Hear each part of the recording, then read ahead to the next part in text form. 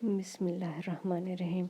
سورہ قمر آیت نمبر 23 سے 32 میں اللہ پاک فرماتا ہے، قوم سمود نے بھی ہدایت کرنے والوں کو جھٹلایا اور کہا کہ بھلا ایک آدمی جو ہم ہی میں سے ہے، ہم اس کی پیروی کریں؟ یوں ہو تو ہم گمراہی اور دیوانگی میں پڑ گئے۔ کیا ہم سب میں سے اسی پر وحی نازل ہوئی ہے؟ نہیں، بلکہ یہ جھوٹا خود پسند ہے۔ ان کو کل ہی معلوم ہو جائے گا کہ کون جھوٹا خود پسند ہے۔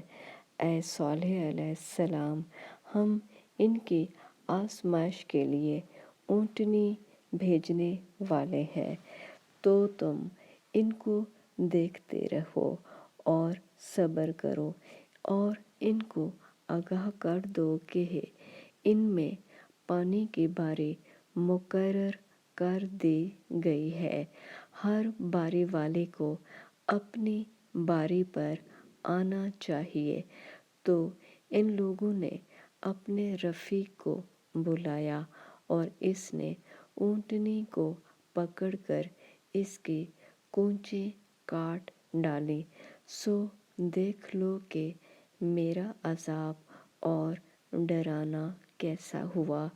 ہم نے ان پر عذاب کے لیے ایک چیخ بھیجی تو وہ ایسے ہو گئے جیسے باڑ والے کی سوکھی اور ٹوٹی ہوئی باڑ۔